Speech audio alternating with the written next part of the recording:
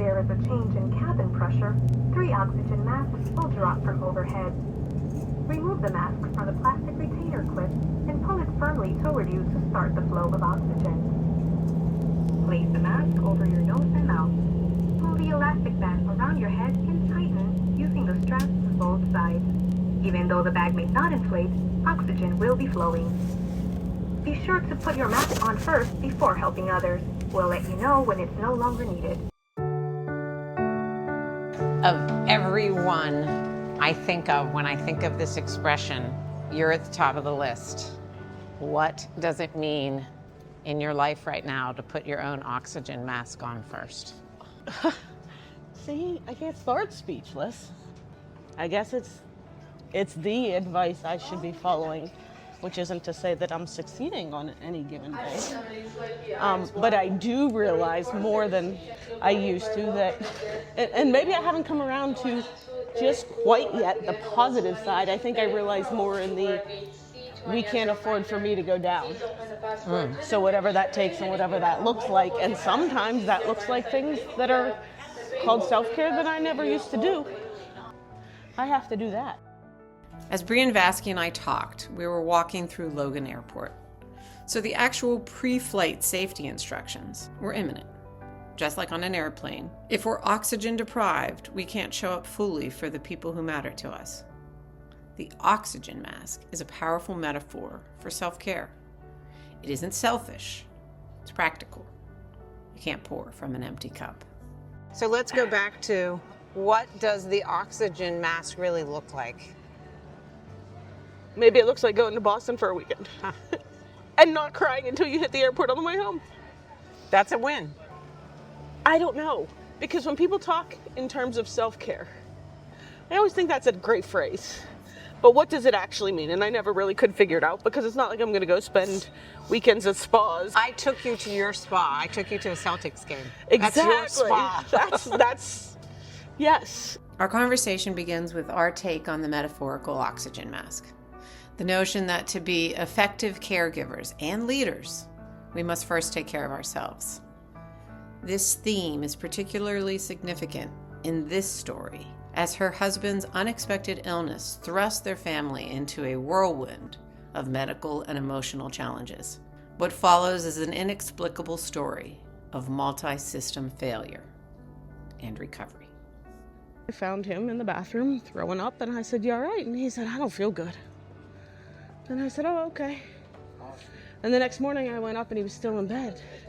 And that's I not think like him. in the 30 years we've been together, he's not gone to work, maybe twice. Wow. And I said, "What are you doing?" And he said, "I was up all night, I can't do it." I called off. And I said, "Okay," and I closed the door. And I brought him all the liquids and went about my business. Saturday morning he came downstairs and he tried. He said, "I'm going to go to lacrosse with you guys." And I said, "You don't even look like you can keep your head up. You're going to stay home. We're going to drive to Pittsburgh to lacrosse." I got a text about noon and he said, "I'm going to go to the hospital and get a bag of fluids. I don't feel good. I'll be home by dinner." And 30 minutes later, I got a text from the neighbor that says, "Why is there an ambulance in your yard?" I got to the hospital that night and they seemed to have it under control. And they said, "We're just going to watch him overnight." And I went home and they called 2 hours later and they just kept saying, "You need to come, you need to come." They started saying all of these medical terms, because at this point he was in multi-systems failure and it was way above my head. And I didn't understand what they were saying. So I called Matt Metz and said, "Matt, what are they saying?" And he said, "They're saying Kelly will be there and I'm going to your house." And I said, "Oh." And then I called Mary Hammond and those two came and they both have medical knowledge that I don't have. And the looks on their faces were like, "Okay, this isn't good, we're done." And apparently Brian had asked to be intubated, said it's time. And then he told them no ECMO. And I didn't know what ECMO was. Right. The doctor comes over to me and says, "We need to fly him to Ruby right now." And I said, "Okay, why are we having this conversation then? Fly him to Ruby."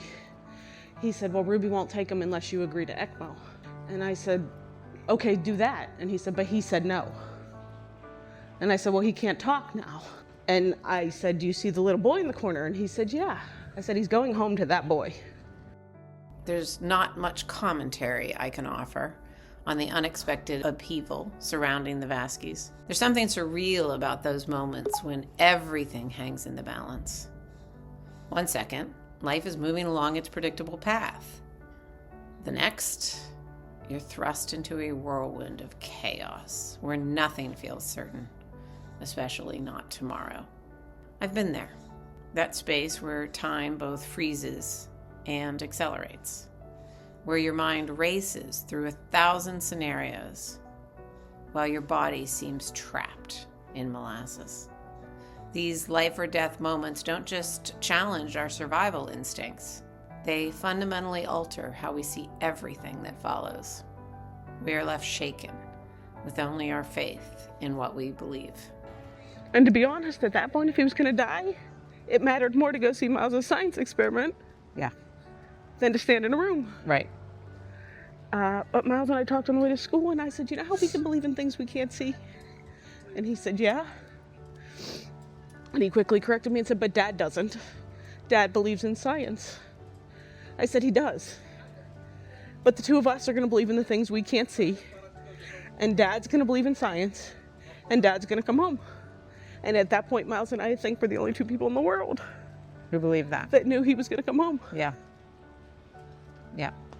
You know, I'm a really big believer in generational trauma and generational continuation. And the woman whose father died when she was 8 was facing her son's father dying. And you didn't let that happen. And I told the doctors I don't know anything about medicine. But I know how to make decisions. So if the question is something that gets him closer to home, the answer is yes. And at one point they wanted to cut him open and see if he had a perforated bowel. And I said, we will never get him closed. Yeah. And that's a rabbit hole we're not going to go down. That's farther from coming home, so that's a no. Right. And that's how we made our decisions. And you're right. And part of it was my father actually died of multi-systems failure, and that's what Brian was in. Right. And I said, we're not doing this again. Yeah. He spent 2.5 weeks on full life support. They fully believed when they pulled that he would die. They pulled it. He spent another 1.5 months, I think, at Ruby, followed by 3 weeks in Weirton and 3 weeks in Sewickley. I decided that I was going to take Miles on our annual.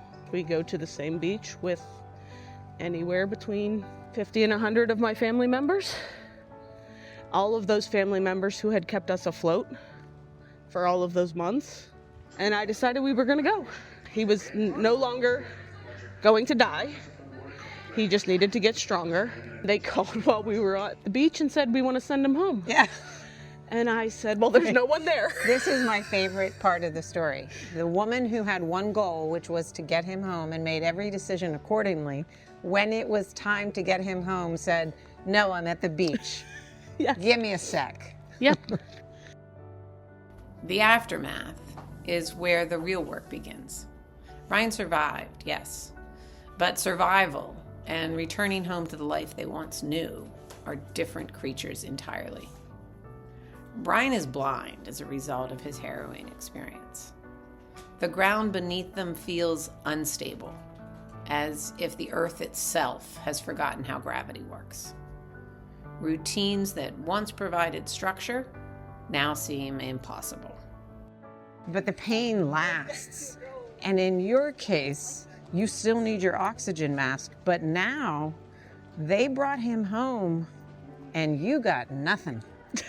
There were no services for your now blind husband who could no longer do the job of a pediatrician. Correct.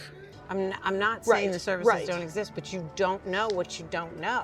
On my days of some energy, which I'm going to get to full strength, but I'm not there, I wonder, because I like to fix problems, what I could do to change that. We still don't know things. We are still waiting to hear from, the department of whoever. Okay. And to chase down the paperwork alone and apply for the things and deal with the... What I hear in what you just said is, I like to fix things. You like to be in control. You're Truth. used to making all the decisions. Truth.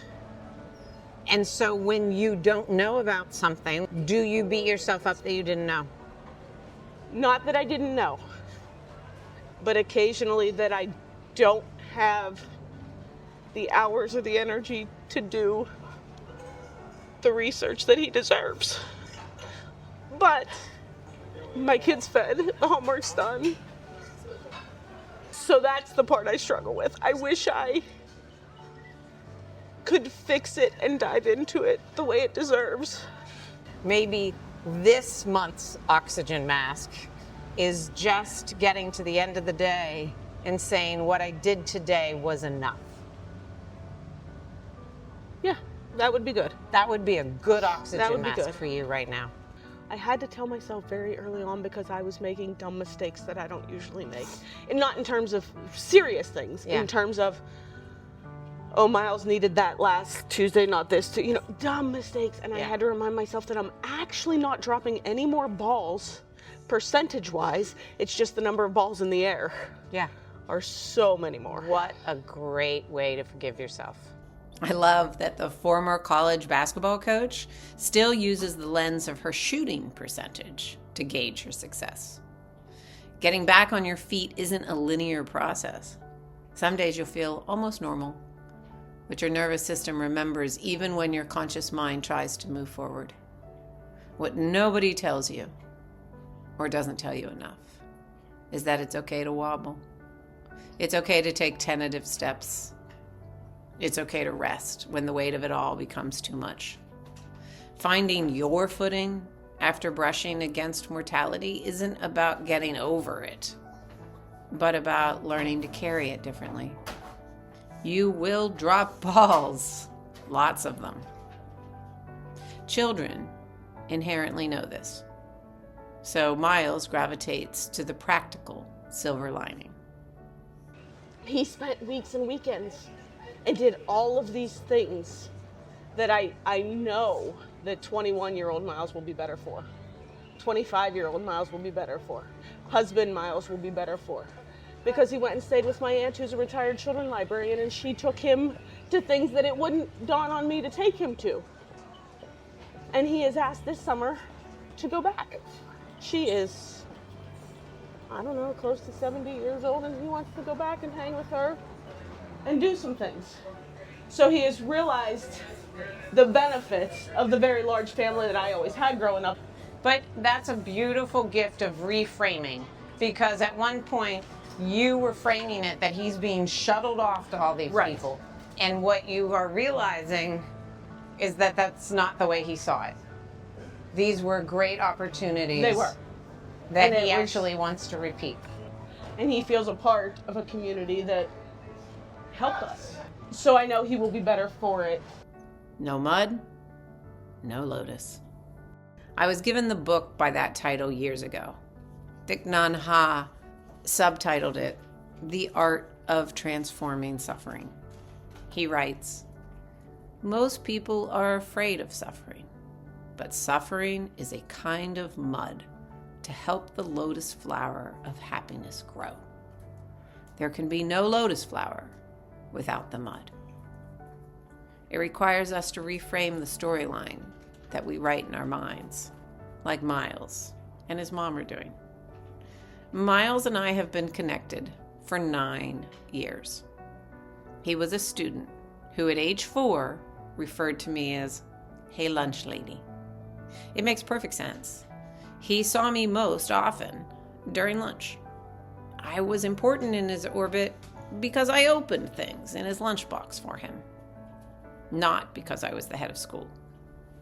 Brean and I bonded over that humor. Ironically, he interrupted by saying, "You should probably go to the beach and I don't know yet. Have a break. "Thanks, Miles. Why should I take a break?" A day off, I mean. "Yeah, why should I take a day off?"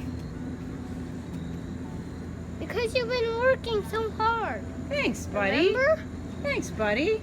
At 4, Miles knew about the oxygen mask before the two of us did.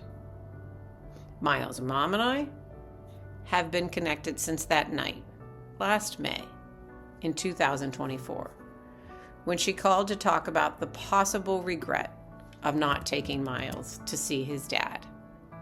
just in case. I listened. I offered advice, but mostly I listened. In the weeks that followed Brian from being the sickest man in the hospital to his return home, we texted. We invoked attorney-client privilege that wasn't actually the case, although she is a lawyer. We said aloud to each other the things you're sorry you're even thinking by invoking Oklahoma from the likes of Ted Lasso's honesty. Our conversations can still be raw. We made a pact to show up honestly, even when it's unfamiliar or uncomfortable. I needed it as much as she did. When Ashley Battle offered me a second ticket to the Celtics game that followed our walk, I called the former basketball player and coach, who would see this trip as a pilgrimage to her Mecca.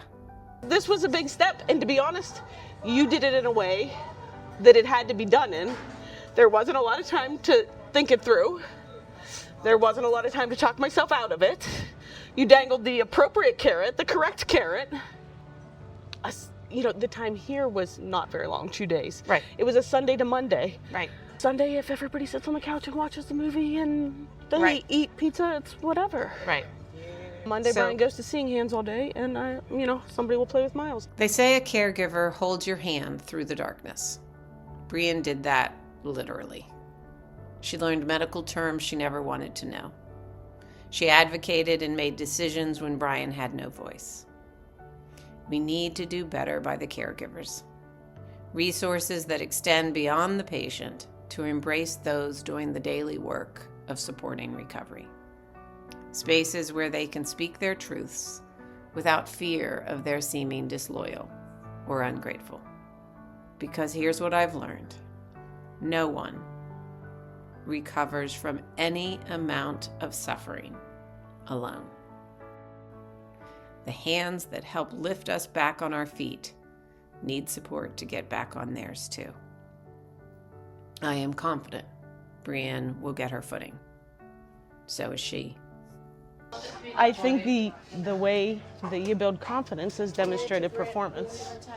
And for better or for worse, I have a lifetime of things that didn't go as planned, and we figured them out. So I do have a lot of faith in my ability to figure it out, even though I don't know what it looks like yet. Give me a time. I mean, kind of. It's the story of my life, but it was taught to me. My dad died when we were little, and my mother said, we'll figure it out, and we did. And it didn't always look pretty, and it didn't always follow the game plan, but we figured it out. And so I guess that's a skill, maybe. Skill, can we call it that we learned from her. And like I said, it didn't always look like we were figuring it out, but we were. Friend, you are more than figuring it out, and you are not alone. You know that now. Look to your side. See those walking with you. Recovery doesn't happen in isolation. It happens in community. In the recognition that life's most profound challenges are meant to be shared. We just need to remember to put our own oxygen mask on before helping others. Upon finishing the piece, Brean texted, "As I read it, you make me sound like a superhero." I responded, "I see your cape." That's the thing about facing an unexpected challenge like this. It becomes our reality, and we are just doing the very best we can, sometimes barely breathing. To the outsider, it seems you're performing feats only a superhero could, because we cannot imagine that same fate in our own lives. We cannot dream that we would have the same strength to face it. But we do. We may never see ourselves as the hero, so we need to walk with someone who sees us, even at our messy, authentic best. Thanks for walking with Brean Vaske. To hear and read more from Liz Hofreiter and the Walk With Me project, head over to hofreiter.com. That's HOFREITER.com. REUTER.com to browse all 50 walks today. And be sure to subscribe to Liz on Substack.com/@ElizabethHoffwriter. It's our newest venture and a way to have these walks delivered right to your inbox each week. We'd love to have you along for the ride. Thanks again, and keep walking.